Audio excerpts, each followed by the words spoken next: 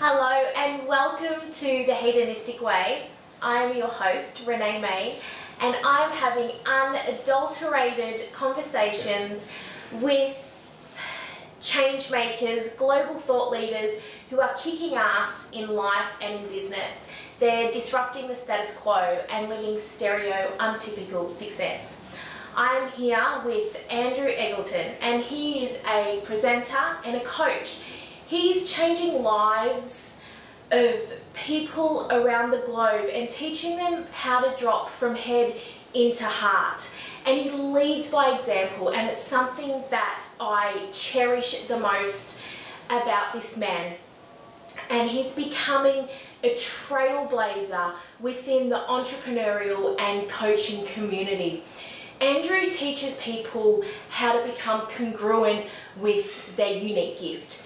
He teaches them and directs them to get into a feeling state that allows them to communicate authentically with their audience and articulate their message in a way that resonates. He has got 24 years experience both behind the camera and in front of the camera. And he's traveling the world, dropping from head to heart, speaking on stages and coaching people who want to take their unique gift and their personal message and share it with the world to live their legacy. Did you memorize that whole thing? A little bit, not really, because it wasn't word for word. No, wow. Wow, I was like, where's all this coming from? I like trailblazer. That was a mouthful, well done. Thanks, thanks. I took a little bit and then just made it my own. Nice. Is that okay? I love that. Yeah, I love that. It's the best way to do it. Cool. I want to have a conversation with you, but first I want to know your nickname. Egg. Egg. Cool. I just gave Danny a nickname because she didn't have one. Oh. You want to know what it is? Yeah. Buns. Buns? Yeah. Because she's got a great ass. Ah, she has. Well, yes, she has. Yeah.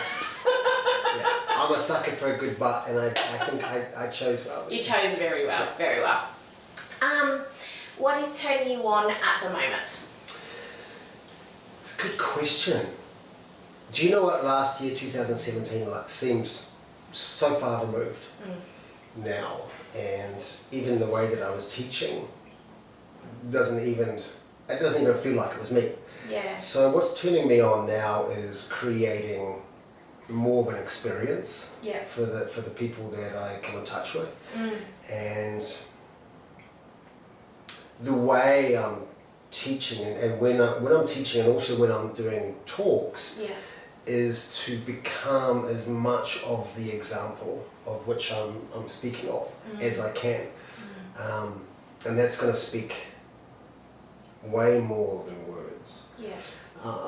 I had this little idea last night, or I had this thought that our greatest gift to ourselves, this is what's turning me on, by the way, our greatest gift to ourselves is to be as much and authentically as ourselves as we can be, which, as we know, is actually not that easy. Yeah. It's the easiest thing, right? Yeah. Just be you.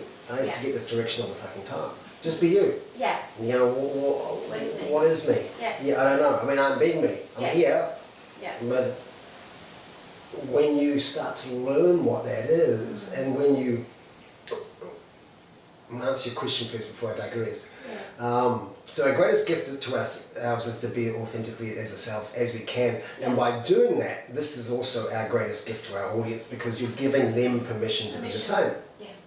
So when I speak to a few hundred people or 10 people, it makes no difference. If I can get in my zone of being really me, really vulnerable, raw, it doesn't mean I'm airing my laundry. It just means I'm there present and I'm allowing the energy to move. That is my greatest gift. Absolutely. Because everyone in that audience feels the same. I'm giving them permission. Yeah. And I can't remember where I was going to digress to anyway. That's all right. We're talking about what turns you on at the moment. And it's bringing that out, bringing the gift out in others, right? It is. Yeah. I think it's just really starting to happen when I'm on stage now is really working moment to moment to moment to moment. And the big thing for me, which I'm becoming aware of, is making sure that I'm not blocked off, meaning I'm not wearing masks on stage or when I'm teaching. Yeah. And this is allowing a transfer of energy. Yeah, in a room, for it to keep moving and to keep moving. If the audience is blocked and if I'm blocked, it's just this, we're speaking at each other. Yeah, absolutely.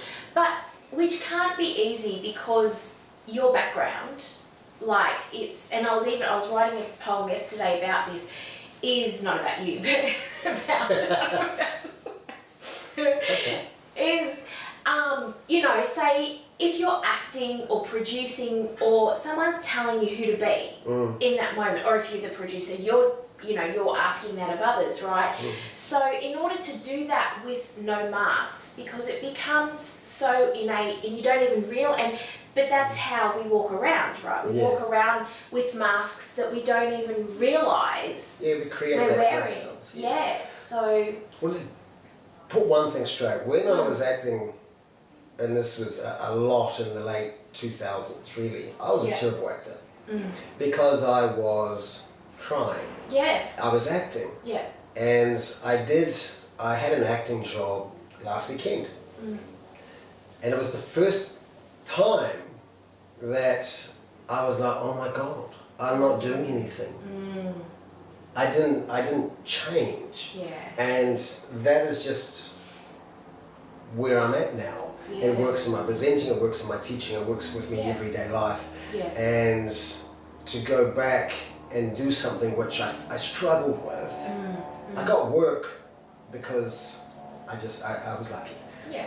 And which must mean I had a little bit of talent, but nothing like that feeling I felt last weekend where I went, I can get back into this and do this properly. Yes. But this isn't my calling anymore. Yeah, yeah. But that's, I've got a little vision about how I want to show up every day, and that's who I am on stage is who I am off stage. Because I believe everything, we're constantly on stage, like it's the stage of life, it's the everything else, and it's how we show up.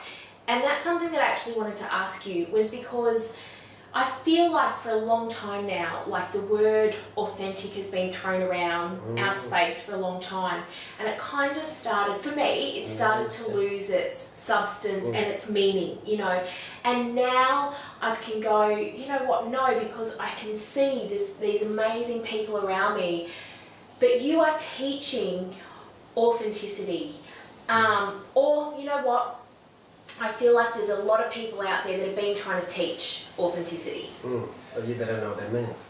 But yes, exactly. So can you teach authenticity? Yeah, well, yes. Yeah, you can, but it's a feeling. Yes. And if I can be as bold as that, my gift is that I witness that, I feel that in people. Yeah.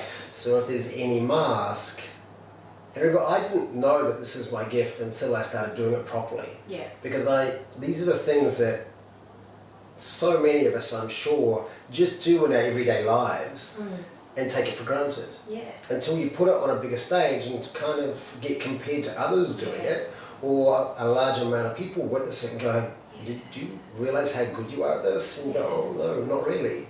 Yeah, absolutely. You know what I mean? I've just been doing this for fun or part-time or because I feel like I help people.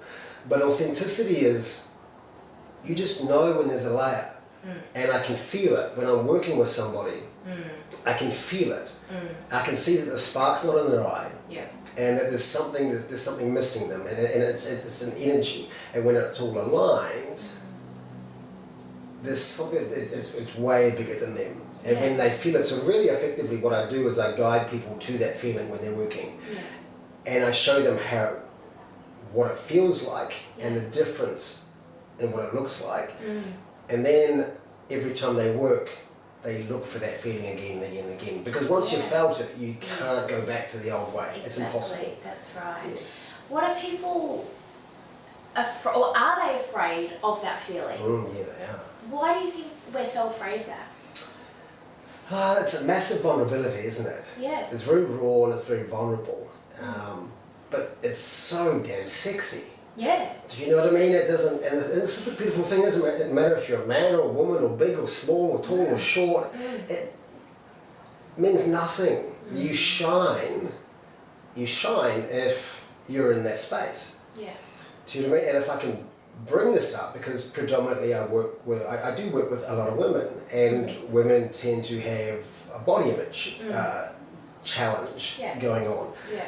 And so they're so focused on what they look like, you know, they'll crop the video to here, or they don't like them, they always warn me, I don't look good on camera. I'm like, Jesus, I don't give a shit what you look like on camera, you know what I mean? I'm looking for the feeling. Yes. And it's very hard to get them to drop in here, from here into here. Like, they're afraid of going in, which is really, if you think about that, is self-respect and self-love. Yeah. Do you know what I mean? Absolutely. And accepting everything about who they are. Yeah. And the funny thing is, once you do and drop that too, quite often even the body image will change. Because it becomes this big positive thing. But I have a lot of challenge. I can almost see them stuck. Like, they're getting out of there, I'm asking them the questions, I'm guiding there, I'm kind of using little things to drop them into their heart. I can just go, why are you resisting this so much? What's going on? And it takes a little while to go around and around, and then when we get there, and normally it's quite an emotional moment. Oh, absolutely, because it feels, you know, it's such a natural state, but it's not an easy thing to do, you know. So when you say, like, you go and drop in, but in the beginning, it's not dropping in, it's like clunk, clunk, clunk. Yes, you know? yes.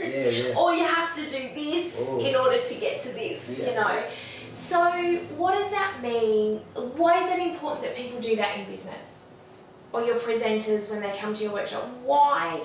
What difference does it make in their business? Because you get this, one is when you're constantly being up and then yourself, and then putting on the game face and then taking it off, it's actually really exhausting. So every time you shoot a video or you get up on stage, you're like, okay, game time, and you're up. Yeah. Just walk out on fucking stage. Yeah. Do it.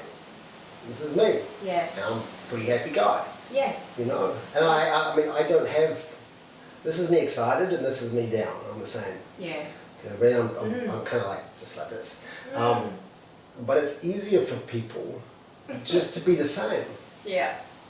No game faces. Yeah. No ups and downs. And the reason it's so good for them in their business is that they are able to develop true connections with people. Not just business, but a real connection where it's an emotional connection as well. Yeah. And they get to see you. And when they get to see you, you're attracting the right tribe. Yeah, absolutely. You know what I mean? This is part of that is you get on video on stage and you have your game face on in this act, is that you're attracting people to that act. Yeah, that's right. And then these people meet you and they're like 2 months down the track of coaching and they're like, I don't even fucking like you. Who are you? Yeah, and then you're doing the same. You're like, why do I keep attracting these douchebags into my life? Yeah, that's right.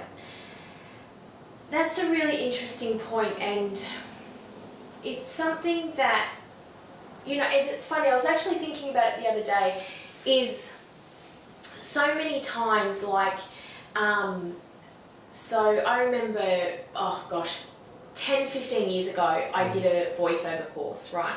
Yes. And the voiceover guy, he sounded like a voiceover guy. Yeah.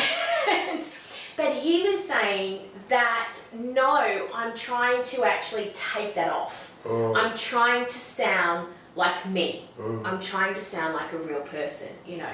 Yes. And I was like, funny, like, I haven't actually thought about this guy until, was it yesterday or today? I don't even know.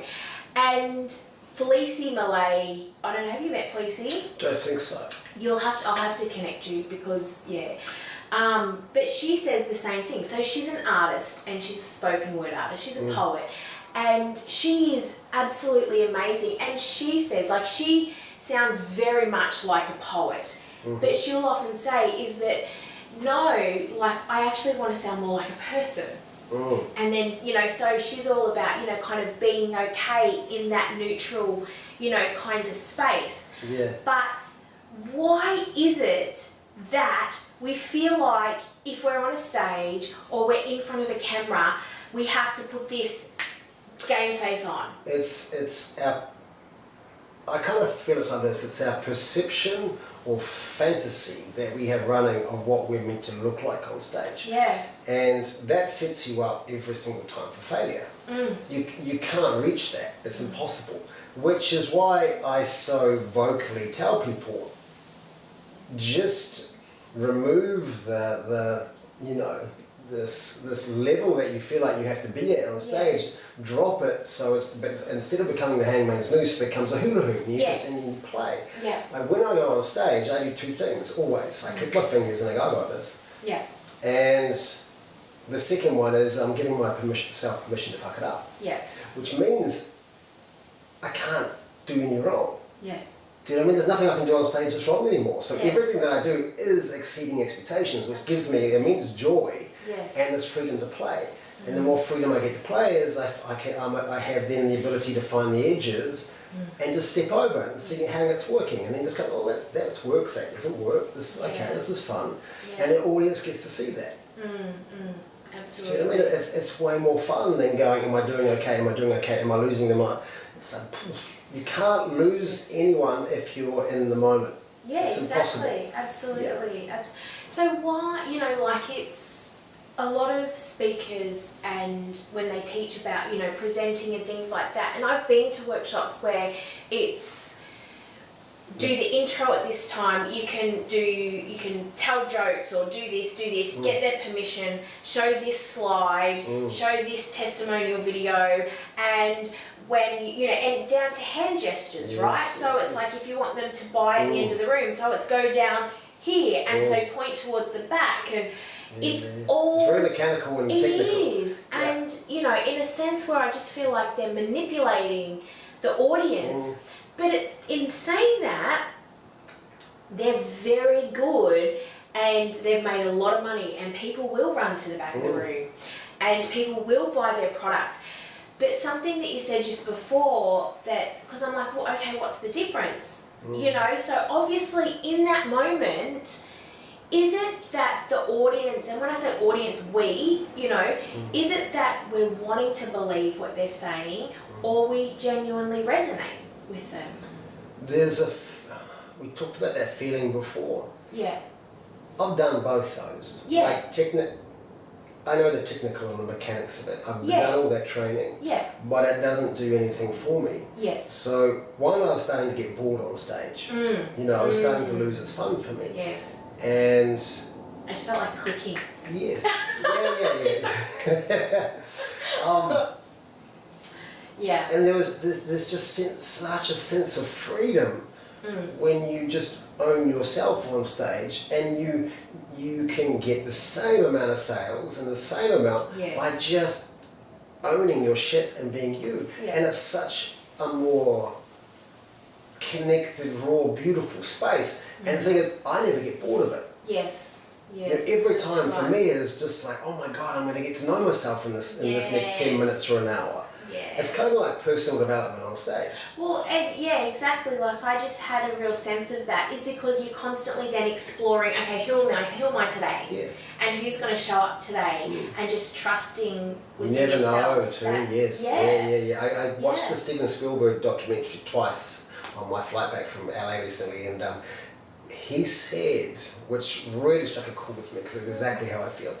Leading up to workshops, the ones that I get most nervous and anxious about are the ones that I knock the ball out of the park. Yes. The ones where I'm like, workshop or okay, or I've got it too planned, it doesn't work. Yeah. Okay, so what Stephen said is when he's setting up a scene, although he doesn't like the feeling of anxiety and stress, which he still gets coming, I think he's like 70 or late 60s, he knows now that his best work comes when he's backed into the corner and feeling anxious. He doesn't know where the camera's going to set up, what the actors are going to do. He's never heard the line of dialogue from the actor's mouth. Yeah. And he doesn't know where it's going to go. But he knows it's going to go. He knows it's going to happen. And that's that trust when we're on stage. It's the trust that I'm enough and that this is going to happen, and all I have to do is be open to my audience and work moment to moment, feel these motherfuckers out there, and they will let me know energy-wise. Yes. They'll let me know if I'm listening.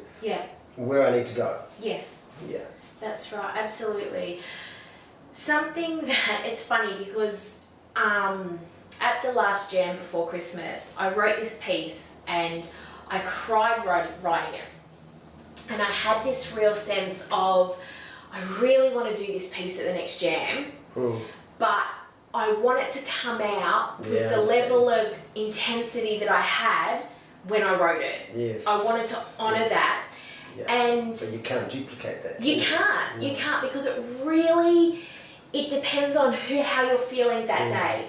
But what I did do was I rocked up and the piece was in my head, but it was, what does this mean to me today? What does this poem mean to me today? And I was able to stand there and deliver it, and it wasn't until I watched it back, because as you know, I get the audience to click when something resonates. I heard the clicks. And I was like, and I didn't even hear it watching it back. My partner watched it and he went, wow, you were getting a lot of clicks. And I was like, oh really? So I kind of watched it again. Yeah. And I was like, oh, you do, and it's that dropping that expectation of how you think you're going to deliver it, and just the fantasy. Yeah. I mean, that's what kills the people who are nervous and shy, and I'm going to forget my words, and God, I forget my words every time I get on stage. Yes. And I just literally ask someone, I'm like, what was I just talking about? Yes. Oh, cool, thanks, bang, bang, right, I'm off again. Yes. You know, or if I can't remember where I'm going, I'm like, oh, I just forgot what to talk about, so I'm going to start a new story, is that okay? Yes. Do you know what I mean? And when you bring it down to that level too, there is no separation between your audience. You're not, when you're the master manipulator, which we call it, for those people who work like that, it's just technical or mechanical. Yeah. It's you, then the audience. Yes. You are speaking down to them because you are using tools to manipulate them for the sales. Yeah. But when you step into that space, that real authentic space, you're no different. No, that's right. You know, exactly. there is no different. Yes. I think that's what I love about it the most. And I think that's more inspiring for the people in the audience, because it inspires them going, well, Andrew's just like me. Yes. I didn't realise this, but Andrew's just like me. Yeah. He makes the same mistakes, he has the same fears, he still gets nervous. When I spoke to 300 people 2 weeks ago, I couldn't pour my water. Like my hand was shaking, and my friend Ange filled it for me, and she was like, "You'll be right, love. Just be you." And I'm like, "Oh God, here we go again. Just be me." But this time I get that. Yes. Yeah. Exactly. I used to do the mechanics of when I first started speaking, and then when I felt like, as you said, like I probably didn't realise I got bored. I made a lot of money, but I got really bored. And I didn't feel creative, and I didn't feel authentic, and I actually felt like I was manipulating them. I feel like a fraud. Yeah, it didn't feel good. And I just thought, I remember saying, and it was probably about 7-8 years ago, I remember saying, surely there is a space that people want to buy from inspiration and not from as a speaker, taking them to a place where they feel so shit about themselves that they have to buy that product.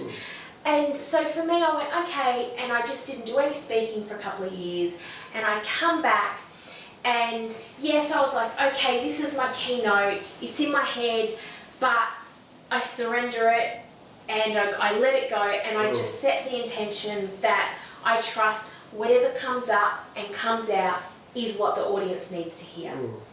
And I trust that. And, you know, whether they buy or don't buy, whether there's one person in the room or 100 or 1,000, like it's irrelevant, because it's a feeling state, and I know that I can walk off the stage and still be myself.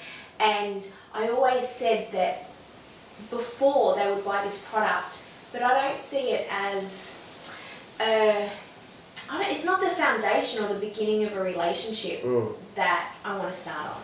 You know, because as you said before, it's like 6 months down the track, you're like, well, I don't like you and you don't like me, and because it was the beginning of this journey where we weren't honest. It's like false advertising, really, isn't it? Yeah, absolutely.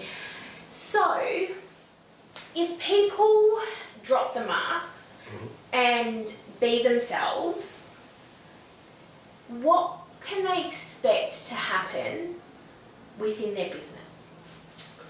Good question. I mean, our greatest fear about dropping the masks is, I mean, for sure, is being judged, isn't it?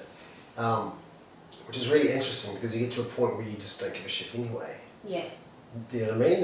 Which is why I'm happy to show people my failures and my mistakes. So the question was, what if they drop the masks, what can they expect in their business? Yeah.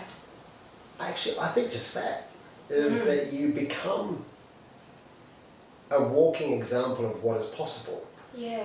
And you don't have to have this bravado anymore or this image, is that your success will be an example of failures and success and the whole picture, which means you don't have to keep up this image anymore. Yeah, yeah. Do you know what I mean? It's like you can actually make mistakes and not hide it and just go, yeah, cool, I made that mistake, but I learned that my mindset's enough to be able to go, okay, what's next? Yeah. And the person who points at you and goes, and you just failed, you're like, well, yeah, I don't like you anyway, fuck off. Yeah. Yeah. You know, there's not a day anymore, even on my cloudy and hard days, is that I still get up out of bed feeling good about what's ahead, knowing that I just my focus really is just being me. Yeah. Do you know what I mean? It's sometimes I have to work hard and I focus and I'm full of all the blocks that we all have, and I procrastinate and I've got fears and but the cool thing is that the more authentic I am is I feel this incredible amount of support from people now. And they can support me because they see themselves in me. Yes. Yeah. I think this is getting to that now. Yeah. They feel if Andrew can do it, and he's a bit of a mess sometimes, then I can do it. Yeah. And that gives people way more inspiring hope than someone who jumps on stage and is huge. Not to say someone like Tony Robbins isn't effective for what he does. Yeah, exactly. But it seems unreachable, doesn't it? It does. Seem I was thinking this yesterday when I was buttering my toast with peanut butter. I was thinking about Tony Robbins, and I was like, does he have a bad day? Like, he must have bad days. He must have bad days where it doesn't quite work, or he's, he's lost $1 billion on Bitcoin, or he's done something, and does he have a bad day, or does he just, or is that just him? And see, it does become unattainable. Do you know? It does feel unattainable. Yeah. For your audience, it seems too far away. Where I guess from working from this space, it's relatable, and it seems achievable then for people to become that. It doesn't seem so far away all of a sudden, which I really like. And that's something that, and I think a lot of, and I'm not saying Tony Robbins, but I've heard a lot of stories about who people are on stage is totally different to who they are off stage. And what they teach on stage is totally different to how they live their life. So they're not congruent with what they're teaching. It's hard to, I would think that's hard to live with. I mean, I've been there. I was that person. Yeah. And it's really hard. What if you have a bad day and you've got to go speak that night? Yeah. And you've got to get yourself in that mindset. That's right. Isn't it better that you just flick your fingers and you go, oh, I've got this? Yeah, like exactly. It's nonchalant. Yes, yeah. The last thing I want to do on the side of a stage is be preparing and doing deep breathing and going to meditating because I'm telling myself you're not in a good state. Yes, that's right. And beating your chest like, raw. Yeah, no, I'm not going to do this. I got this. No, I got this. Come on, man. Come on. Sort your shit out. You can do it. It's like, poof. I had a bad day. Get up on stage. Yeah, exactly. Start and then allow it to move. And see where it goes. And that's like it's a playground, right? And all of a sudden you got places to explore. And, it's fun. My 8-year-old daughter, she just wrote her junior school counsellor speech, right? Like a couple of days ago. And she said, oh, I'm so shy, how am I going to stand up there? And my other daughter, she will just blurt it out. She's the showman, right? But my younger one, she's much more nervous. She's like, I was so nervous last year, Mum, and I just looked at my piece of paper and I didn't do it very well. And I said, what about if you just started saying, I'm really shy? Has anybody else felt shy before? I start most of my talks off with that. Yeah. And she was like, can I do that? I went, absolutely. I said, because what if someone's in your classroom and they go, wow, I feel really shy. I could never do a speech in front of the class. I said, you're giving them permission to go, maybe next year I can stand up and do that speech, you know, and it's that, right? It's owning how you're feeling because everyone feels that way sometimes, right? Totally. And it's, the first thing that I do normally is I just look at everybody and I go, do you know what's amazing? After nearly 25 years of doing this, I still get nervous and anxiety coming up on stage. But I know that within 1 to 5 minutes, at some stage, I'm going to be so lost in what I'm doing and having so much fun because I've lowered the bar, I'm allowed to fuck it up, I'm allowed to play, that all of a sudden it becomes play. Yes. And if I'm having a good time, everyone else is having a good time. Yeah. Well, most of the time. But that's because that's the intention that we set, right? Is that, you know, like we actually want everybody to have a great time, you know. It's not like you're going up on stage and going, I just love the sound of my own voice and watch me go, you know. Yes. So, you know, and I think that is, there's a big difference right there, isn't there? There was something that I wanted to say, I wanted to capture it, but I can't think what it was now. How has working this way, how has that changed your business and how you serve others? Good question. It feels very effortless now. Yeah, it feels very effortless. Yeah. Like I don't have to. It's almost like I feel like I'm a social experiment. Yeah. And I'm doing stuff and allowing people to watch and learn from what I'm doing. Yeah. And I feel like now I'm just using this gift to turn another person's light on. Yeah. And when I've turned that light on and they start to use their gift as well, then it's teaching them how to pass it on to somebody else and turn their light on, which is all, we've all got different stuff going on. Yeah, absolutely. So I guess I feel like I feel the most congruent that I ever have been with what I'm doing. And I remember 3.5 years ago, it would have been end of 2014, and I had a really nasty neck incident that kind of had me laid low in of all places, Bali, for about 3 months. I couldn't fly. And I self-medicated because every single doctor I went to gave me another, completely different thing. And I knew it was nerve damage. Yeah.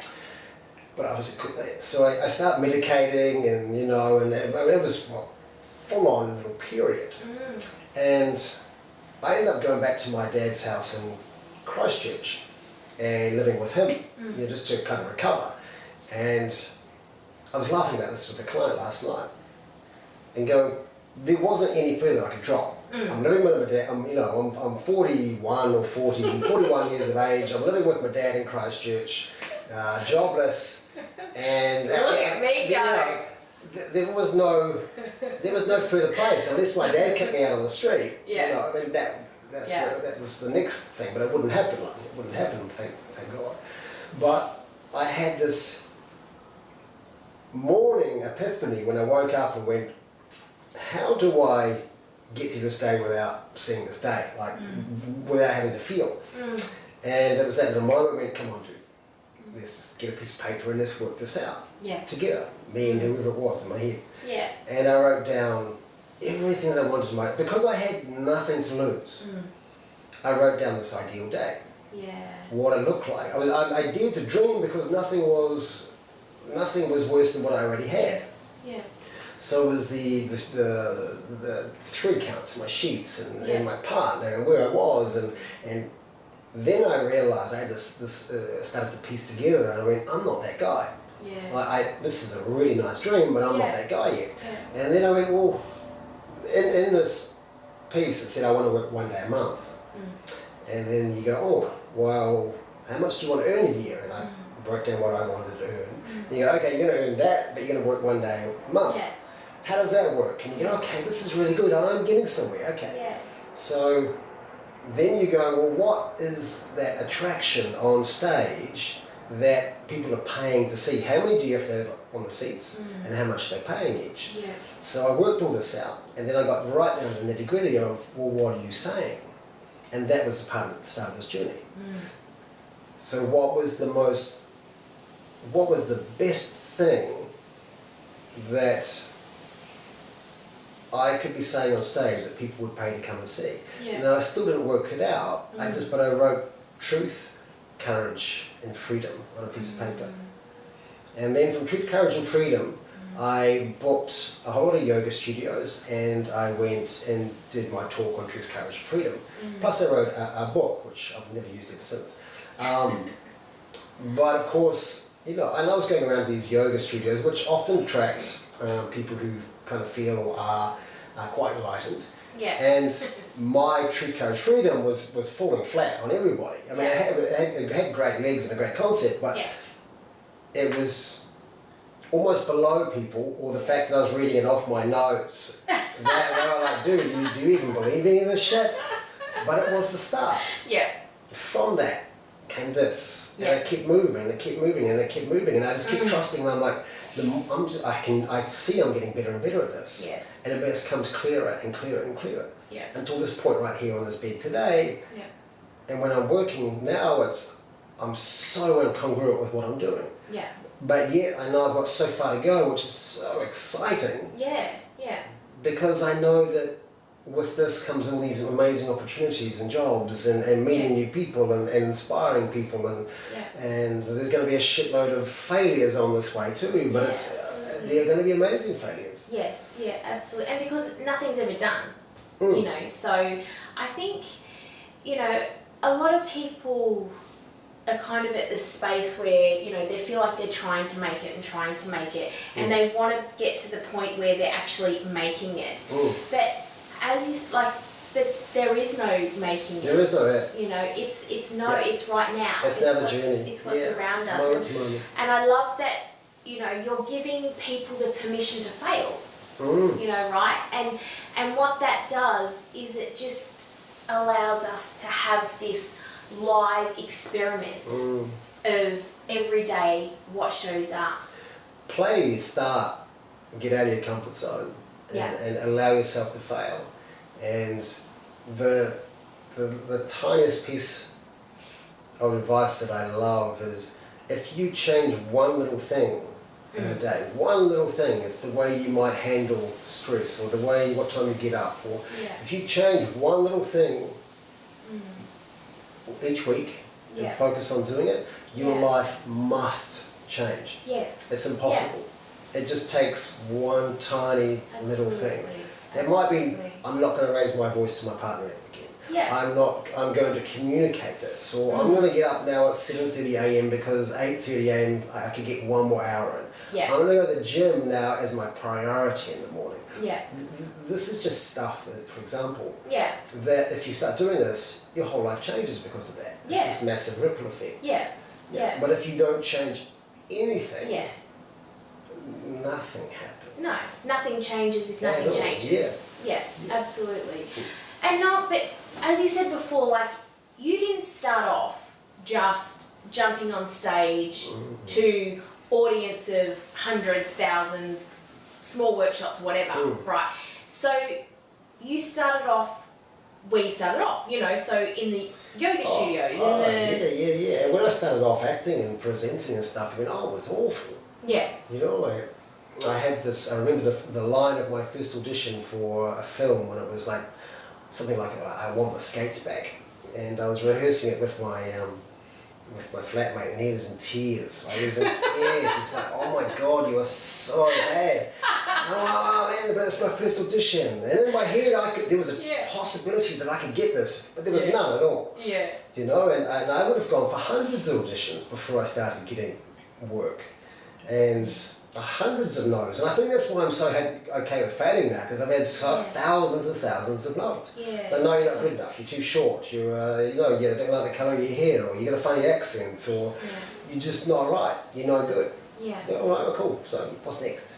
Yeah, and that's it. But it's the outcome's never what we set out. You know, we can't see. We might have an idea in our mind, but how the universe delivers that could be totally different.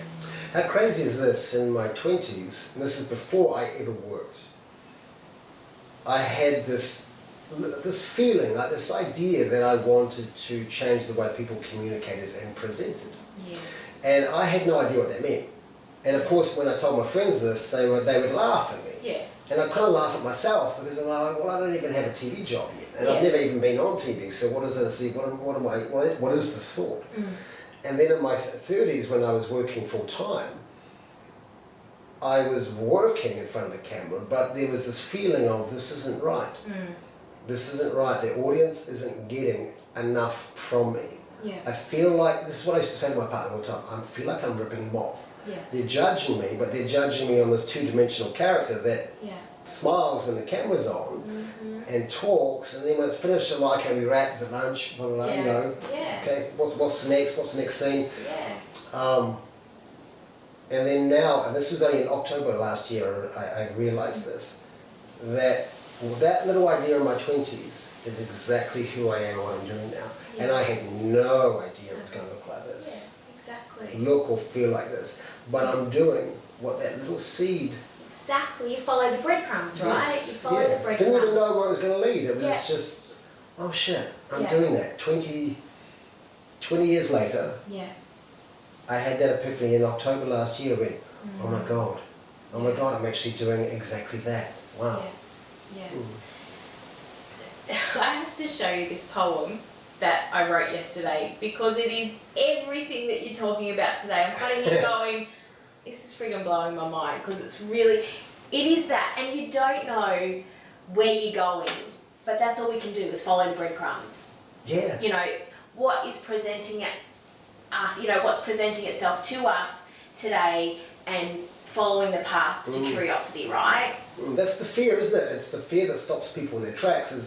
I don't know though where this is. I don't know how or what's going to happen. None of us do. No. Like, if I knew what was going to happen in a workshop, it would be boring. Yeah. Like when I say to people, I mean, I'm just making this up as I go too. I say that with a smile on my face, but I'm dead set serious. Yeah, exactly. It doesn't know, and no one actually gives a shit. No. We're all so busy that I really don't care what's happening in other people's lives. Yeah. And the ones that do care are the ones that have really nothing going on in their lives. Exactly. You know? Exactly. Yes. We have this crazy thing at the moment where people don't agree, or they're offended, or this is, shame on you, and you go, how much time do you have on your hands to even care what someone else is doing? Yes, that's right, exactly. And to watch that come, and I think that as well is something that you said before, and I can't even remember what it was, but the more you do it, so like if you're kind of waiting for this thing to be perfect, but if you just show up and play an experiment, it's in that experiment that you're really getting your gifts. That's where it happens. And you're getting that uniqueness of that real understanding of who you are, what you represent, what you're good at, and what you might need to work on, but you don't know unless you show up and start playing. Right? Yeah. My first workshops, I had 3 people, 2 people, 15 people, and then another 3 or 4 people. Yeah. But in all those workshops, I just got a little bit better. Yeah. And then I realised I ditched the workbook. Yes. By the 5th one, I was like, put your workbooks away. Screw it, man, it's all in here. Let's roll. Let's get to the good shit. Yeah. And I was speaking to a client 3 days ago, and she had this massive vision, of what she was going to do, but she was attempting to do this in one. Right, I'm going to do this, and I'm like, well, you're actually scaring me, that's so big. Yes. Like, have you ever done anything like this? No? Okay, right, well, why don't you just start with something like a this. tenth to the size of it? Yeah. See how that works, what doesn't work. Yeah. Do you feel any fear around now doing that? She goes, no, so you could start. Yeah, exactly. Yeah. Do that. Yes. And then just work from there.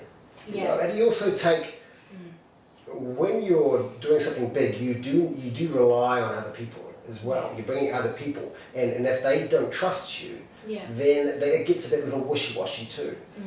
And so if you have this proven track record, you're building this relationship and this reputation that people are like, yeah, I know that you deliver on this scale, and I'm willing to help you take it to the next level. And you learn so much about yourself. Yeah, absolutely, definitely. And that's, that is a beautiful thing. It is a beautiful thing. Yeah. I want to know. I'm like, what? I've got a couple of things floating around my mind.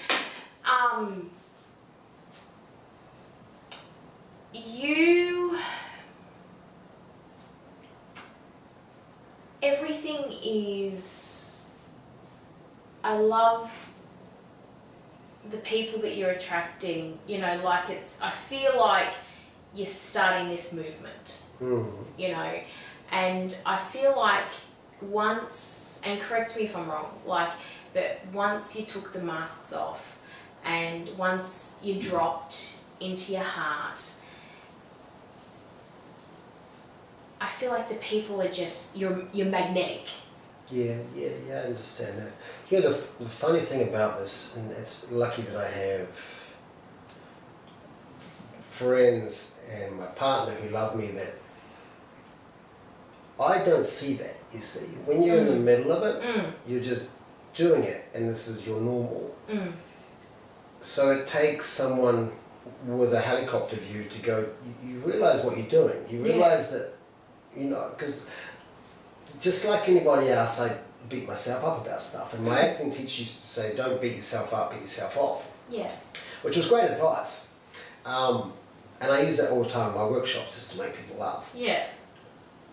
But you need those people around you to go, can you see where you were, Andrew, 1.5 years ago? Yeah. And then look at you now, please look at the difference. And you go, oh, okay, yeah, cool. Yeah. And then you go, okay, well, so in a year's time, who knows where that's going to go, but it's probably, it's going to look a lot different. Yeah, absolutely. Yeah, but to answer your question, when I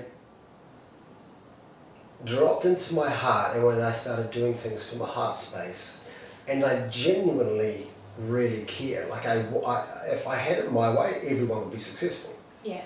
Do you know what I mean? I genuinely want that for people. And God, that's why I promote other presenting teachers too. I just don't, I think there's abundance. Yeah. You know, there's enough for everybody. People who follow me and want to jump in with me will do it for their own reasons. Yes, that's right. But, I don't know, working from that heart space, it's incredibly rewarding. Yeah. Do you know what I mean? And we're not, this has got nothing to do with financial. This is from like a real personal, rewarding space. It's yeah. I mean, I've had the house, the house, the people knew who I was from TV, and the cool job, and the being in magazines, and you go, and I remember being so miserable. Yeah, exactly. Do you know what I mean? Absolutely. And I went through a period where I scaled that all back to literally nothing. Everything was in storage, and I lived in Bali. And now I look at it and go, that is completely different. Yes. Now. Yeah. It's kind of like I had really cool success around 98, 97, 98, 99. Yeah. And then I dropped out because I didn't enjoy where I was going. Yeah. And then I had this massive success in 2001, 2002. And again I dropped out. Yeah. This time I disappeared to an island, and we were talking about this before. Yeah. I grew a garden and literally a bed and walked around naked, and that was my life. Yeah. And then I had this epiphany, like, dude, you're 28, it's time to get back into civilization. Yeah. I had that moment when I was talking to my neighbour actually, and I realised I had no clothes on. And the bear, I went, you got to get off this island. Like, you're still going. You've still got, you can still do stuff. Yeah. So I went back in, and then I had a beautiful amount of success from 2006 through to 2000, really about 12. Yeah. And again, this is the point where I hit that. I was like, oh my God, I'm miserable. Yeah. I've got everything that I asked for here, and I'm miserable. Yeah. And this is that listening and going, you know what, screw it. I'm selling everything. I had this garage sale, and people walked up the driveway, and they're like, oh, what's for sale? And I went, walk in the house, and you just take what you want. That was the garage sale. It was, you take the art off the walls that was left there, the sheets off my bed, take the bed, and like, everything went. Everything. And it disappeared. Yeah. It was another island experience. Yeah. And this time, I feel equipped. I was sitting out last night with that super moon, and I was looking up there, and I was like, oh man, come on, make a wish. It sounds cheesy, but you know, what have I got to lose? Yeah. And I was thinking, this time, as this is happening, I'm equipped to handle it, because I feel like I know who I am. Yeah. And I'm able to handle the responsibility of what comes with that. Yeah. And the influence that comes by being the best version of myself. Yeah. Yeah. Which I haven't been able to handle in the past. And and you're not afraid of that either. You know, so which is a big thing. Like accepting that you know who you are, but at the same time you don't know who you are. Yes. Because you know it's that constant expansion, but there's trust and there's faith. You know, in that, and I can absolutely resonate with, you know, like I've had my business you know, I've had great success, I've had massive communities, I've had, you know, amazing experiences, and I've done some really cool shit, and I've lived in a big house, and I've had this, and as time went on, I've just scaled down and down and down, because it meant less and less to me. And, you know, and I looked a way that, you know, people would perceive me as the perfect body or the perfect this or the perfect that, and I've been fucking miserable, you know. So, but now I can go, you know what, like, I love that I can be me, and I can find love in myself as I am, and who I show up as, like, no matter what that is, and no matter what that brings. And it brings a real, it's a sense of presence, but I don't know, like... It's very empowering. Yeah, and it's a respect. Yeah, it is. It's a beautiful, you're right, it's a real self-respect. I had a meeting with a massive corporate, December last year, just before Christmas. Yeah. And it was the first time I was sitting in the meeting going, you guys aren't my tribe. Yeah. Like, if I work here, I'm going to be miserable. Yeah. And they pay really well. But it was that sense of self-respect going, dude, this is just going to drain the life out of you that you can give to other people that actually care. Yeah, exactly. I think that I love everything that you're doing, and I think I use the same word to Danny, so I feel like I'm repeating it. But it's refreshing. It's a breath of fresh air that, you know, that I think that you're bringing to the space. And I think that as a helicopter of someone who's here and looking in, is that there's so much noise online, and it just, it makes my head spin. But I see people committing to watching your lives, commenting on your posts, and, you know, rocking up to your workshops and sitting in the audience, and it has to be a reflection of as within, so without. Within a what? As within, so without. What does that mean? So, as within, so without. So the hermetic principle. So as below, so above. Okay, gotcha. As within, so without. So it's a reflection of the amazing man that you are. Yes. Okay, I like that. Yeah. Do you know what's funny is you still, and I'm sure you this too, is that I keep pinching it. Like, I still, when I advertise workshops or when I know I'm about to announce a new tour, I still have that funny thing in my head, what if no one comes along? Yeah. Isn't that crazy? Yeah. And I don't know if it ever goes away. Because I know there's an Oscar-winning British actor who throws up still before he goes on stage. Yeah. I mean, he's won an Oscar, he knows what he's doing. Yeah, yeah. And I don't get this anymore, but I used to a lot was, what if someone finds out I'm a fraud today in my workshop? What if that person comes along that I can't help? And Which has never happened. yes. And you know what? I just realised then is that as soon as I went, you know what, I would just show up as I am. Like, whatever. Like, you know, when we're in this space, like, you know, and having done film work or, you know, what, and being in front of a camera, like it got to the point where, and of course, you know, you're male, but it's, I can't hop in front of the camera if I've got no makeup on or if my hair's not done. And now I just go, I'm just showing up as I am. Yeah. If I don't have makeup on that day, I actually don't have makeup on that day. I just did 3 lives in a row where I haven't even brushed my hair in a week. Nice. But I love that, this is that, hashtag this is me today. Yeah. It's the beautiful part about that, and this I learned way more than I thought I was going to learn, to be fair. Yeah.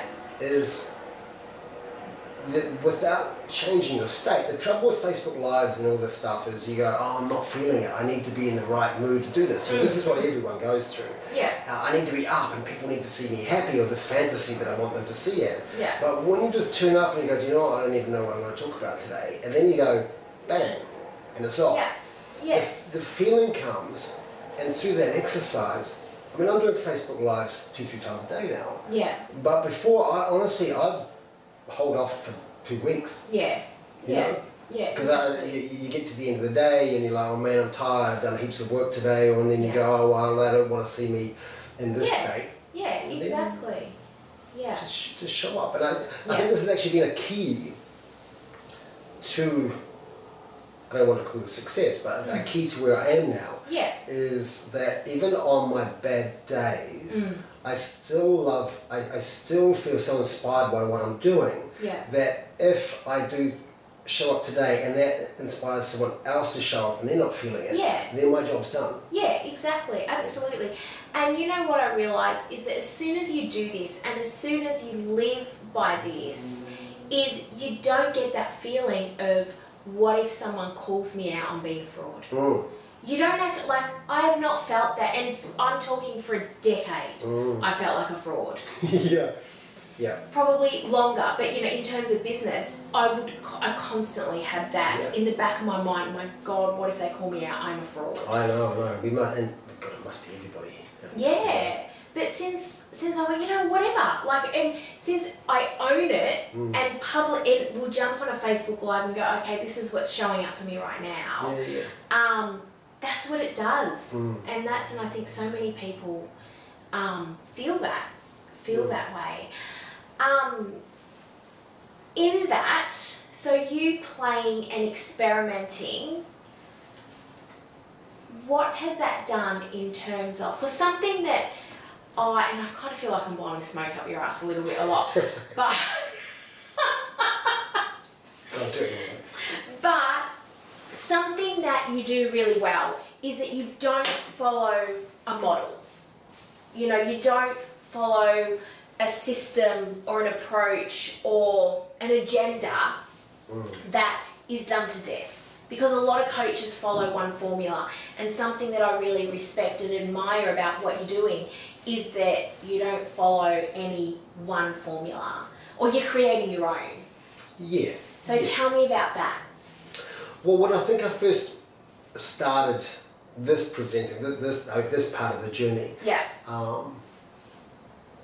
I focused on a couple of people. Basically, I was inventing the wheel when I didn't even know what I was doing in that business, in that business side. I've always had an agent, you see. You know what I mean? Everything was done for me. This was the first time when I actually had to go, oh, what is a business structure? But I guess I started to bend the rules with how I was, so what's the word, deprecating humour. I made fun of myself. Yeah. I broke the rules by the way I talk to clients, you know, and people come to my workshops, they know I'm really raw and straight to the point. Yes. And I sometimes walk away and go, oh my God, I just abused people all day today and I got away with it and I got paid. This is amazing. Wow. You know, and they thought it was great. Yeah. And it's feedback. And I love the way that I can hop on.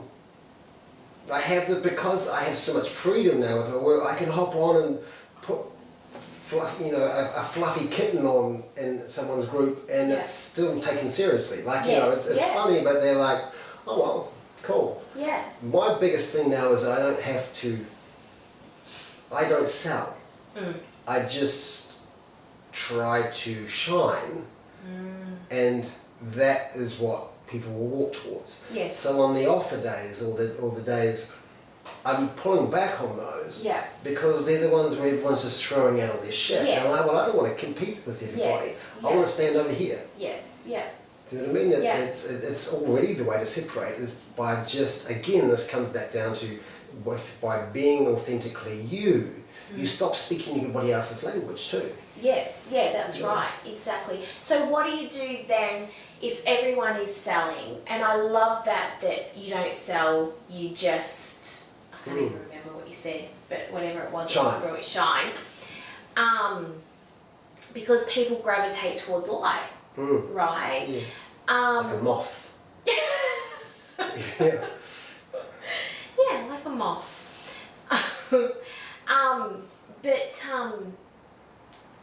You must have, so there's a experience and there's a funnel in that. So you shine and they gravitate towards you, but you're constantly playing with your workshops, aren't you? Yes. Like they're never actually the same.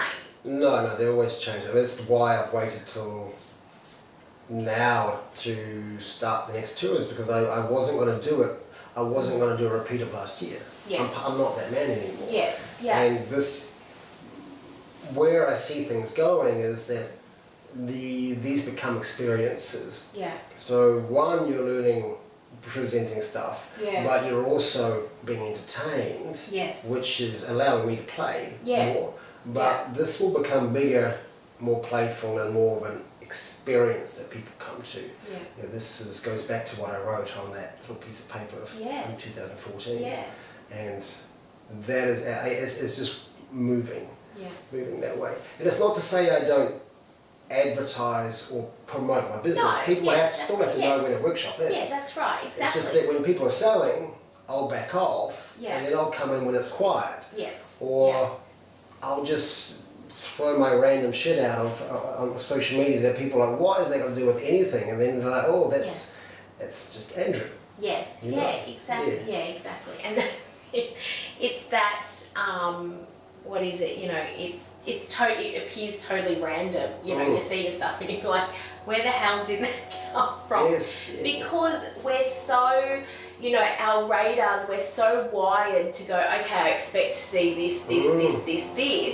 Yeah. And that's what I hate about a lot of the Facebook groups is I hate having to talk about one topic on one day. Like sometimes I don't want to. I know, but you can twist that around and play with it. Yeah. I did this all last year. I was like, how can I push these people so much that I can do an offer day on the day that says top tips and they still don't tell me off or kick me out. Yeah. I'm like, how can I build that rapport and be known as the cheeky guy who can get away with that? Yes. And when you're playing, of course, when I'm writing my posts or when I'm writing stuff or I'm doing my Facebook lives, I'm pissing myself laughing. And I'm like, well, if I'm finding this funny now, let's see if anyone else does. Yeah. And some people just go, that's really weird, or that's funny, or it's like, okay, let's find out more. Yes, exactly. And because, you know, it's that quirkiness, I guess, that, you know, people enjoy. It's refreshing, really. Yeah, it is. It's refreshing. Absolutely. I mean, God, it's just, I find people just take business too seriously. Like, and it's not meant to be serious because it's meant to be you. That's right. You know, you are your business. If you're super serious and you have no sense of humour, then okay, cool, be dry. Yes. Be dry. But you'll get your tribe too. But for me, business is meant to be fun. Absolutely. Like, we spend too many hours doing it, you know. Way too many. That's what people will come to me and go, okay, like, I want to work on my sales funnel or experience or profit, whatever it is. And I'm like, you know what? Like, that's down the track. Because, like, right now, like, let's work on you. Like, it's because without that transformation, nothing else can fall into place. Or we can do that, but you know what? You've got to be just like everybody else, because there's no uniqueness, there's no you in it. And so in that, like, just picking up on what you said just before, is that you were talking about, I asked you about your model, and you said, I don't really have one, and you know, whatever you do every year, it gets bigger and bigger and bigger because you're a different person. And I love, because that's a model within itself, isn't it? Yeah, you know, like I focus a lot on expansion. Yeah. Yeah. And this year, I want to create an experience. Yes. And to create that, and then that again, and then the model is for no workshop to be the same. Yes. Like, that's really cool. Yeah. That's amazing, because you know what that does is it gives, if you're drawn to a certain, like anyone watching this, is that if you're drawn to one particular workshop, like, trust that intuition, because that workshop is going to be unique, and that one, it can't be done again. You know, it can't be a part of this where you produce the same content, because every single one is different. So even, I'm getting excited now, even, I don't even know whether you realise it or not, even by you doing that, you're giving the people permission to trust their intuition before they've even rocked up to your workshop. You know, so that first touch point is still aligned and congruent with the experience that they have with you. To continue to just crack, you know, make a crack in that mask, and then take it off and take it off and take it off. You know what I mean? I'm trying to take away the mystery. People early last year, a lot of workshops were tuning up or turning the car around before they arrive because of anxiety and fear. Like, oh man, this is my biggest fear, speaking to people. Or presenting. So I'm trying to take away all the mystery and all that that fanciful stuff that I don't believe in with presenting, because presenting's just been fucking you. The same person who gets into the car with a cup of coffee is the same person I want to see in front of the camera. There's nothing different. So with creating experiences, it's people being able to come in and actually having a ball. You know, it's the fun, it's the laughing. I love to be goofy and being and silly, but I will get the best out of you. Like, I will. That's my gift. So it doesn't sit. It's not like a workshop where you're sitting there and you're like, okay, it's my turn, and scribbling away and taking notes. Like, it's raw, it's beautiful, and it's very human, and there's a lot of love in the room, and that's how I love to work. You know what I mean? It's that feeling that we're all in this together. The one thing I'm having to manage more this year is my energy levels, because I work so much with the energy in a room that if I go for 8 hours and I'm just working with people constantly, by the end of it, there's nothing behind my eyes anymore. Absolutely. You know? Because I'm not teaching technical. You know? Exactly. I think that is, there was so much in that, everything that you just said, like, it's an experience, you know, but like, to bring it all together now is, you said, you know, this is how do I want people to feel, and how do I want to feel, and then what environment can I create that I'm allowed to play and explore and be my best. Do you know what's scary, Renee? And I know this is, I'm sure you'll feel this, is that when you change too, that you start alienating your clients that came in at this level, and they start to go, well, this, who is, in your head, you're going, oh, but now my clients are starting to become this, and you realise they're not all this, and is there enough in that? There's all that fear when you're going through change as well. That took a little while to move through as well. And the other thing is having the confidence. My branding, I had this vision at Christmas time, and I had this branding of this new image.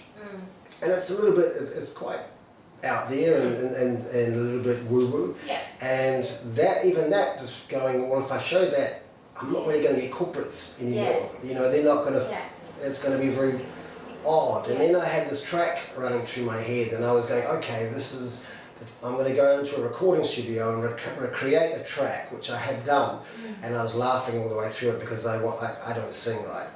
But I was doing lots of ums and mixing it into the music that we made. So it was just for my amusement that during that first 10 minutes where I ground people and we set our intentions and use this track that I've created, I'll be able to hear my voice mixed in there somewhere, so I'm giggling to myself. And then the confidence to be able to do that. You know, I don't know anything about music, and going into a recording studio and go, what am I even doing here? You know, who am I to create a track? And then the second track was an expansion exercise to get people to work, and then we go through an expansion exercise, take them through to where they would be on stage in 2 years or a year or 2 years. How does that feel? How do they react? What's their posture? And then we work from that position for the remainder of the workshop. There will be massive changes. I find that quite exciting. It is. It's very, like, I'm listening to you then going, you've created, like, it's as you wanted, like, you created an amazing experience, you know, but you've layered it with so much goodness, like, you know, there's expansion and there's light and it's playful and it's empowering and it's just layered with feeling upon feeling upon feeling. So it's not just about going to a workshop where you just learn shit. It's about live experimenting, transformation in the room. Shifting. Shifting people. You can't walk out the other side not different or shifted. But it's done in a way that doesn't feel heavy or it's hard work or anything like that. So you're kind of turning on the head around how transformational growth has to be hard. Expansion has to be hard, or you have to go through shit. Yeah, you have to go through shit, but not all the time. You know, not in order to grow. So it's really creating a path where people can grow and feel good at the same time. You don't have to do anything. I do everything for you. Even when you're up in front of the camera or speaking to people, I'll do everything for you. I'll tell you what to say and guide you to the place for where you feel it to say it, and next minute you'll go, this is the easiest thing I've ever done, this is the crazy thing.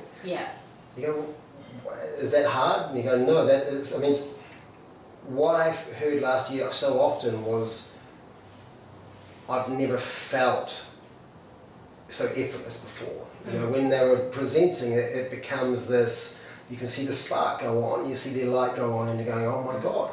And they could be talking about anything from, I kid you not, from lawyers to sex toys. And the energy that they're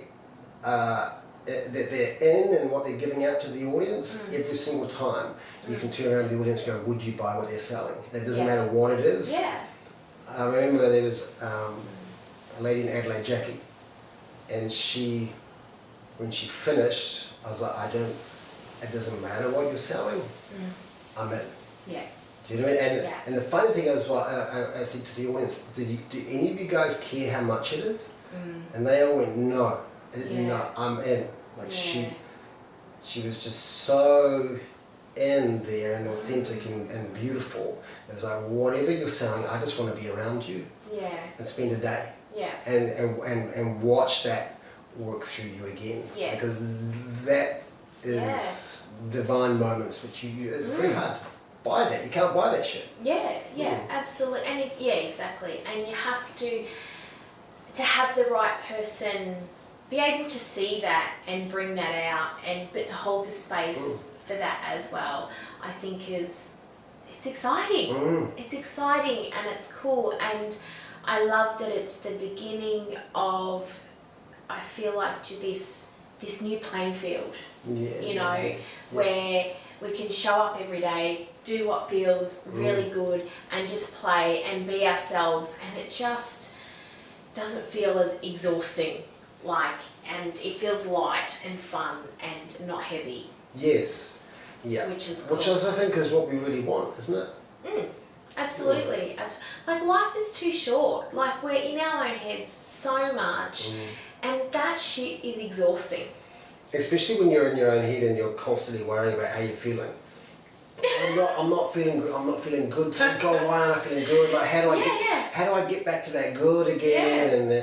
And it's funny, and I don't want to poke this at the generation, the next generation, but because I'm sure that I was exactly the same at that age, but they're always talking about their feelings and kind of, and I'm expanding at the moment, I'm going through this, and oh my God, it's this, and I'm like, fuck, this is so dramatic. You're not having a good day. Who gives a shit? Tomorrow starts again. And this is all part of it. Just deal with it. It's having a bad day or being in a bad mood or being sad is okay. This is life. We don't have a mixture of emotions for nothing. Exactly. It's all part of the tapestry of life, isn't it? Absolutely. I seen a beautiful piece about, the sun will go down and the sun will rise, and, with each moment there's a new opportunity, there's a new day, it doesn't matter. And as you say, you can't fuck it up. It's impossible. You can't do anything wrong. You must have days too where, and I certainly do, where I honestly think that everything is just going wrong. You're like, how can I be even doing this? And you know that every person you speak to, every post that you put out is going to offend somebody. If you make a phone call, you're going to piss that person off. You're like, what is going on with me today? And that's the day where you go, do you know what? Just step away from the laptop. Step away. Oh, absolutely. Just go have a beer in the park, go to the ocean, go ring up someone else. And absolutely. Walk away. I think we spend so much time trying to push shit uphill, and and when I catch myself doing it, I'm just like, walk away. And then there's days that everything you touch just turns to gold. And that's when you roll. You work 24 hours if it's rolling like that. Exactly. That's right. Yeah. That's right, and honour that, absolutely. Thank you so much. Thank you, Renee. Thank you. I love our conversations. Andrew is touring the world this year. So you can experience this anywhere.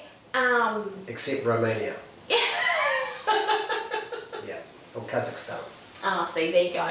So I will put all of the details to his website and his tour dates and everything below this video. But if you got any questions, I know that Egg will be around to help you out and answer any questions. He's got a Facebook group as well that you can be a part of. It's called The Heart of Presenting. But yeah, thank you. Pleasure.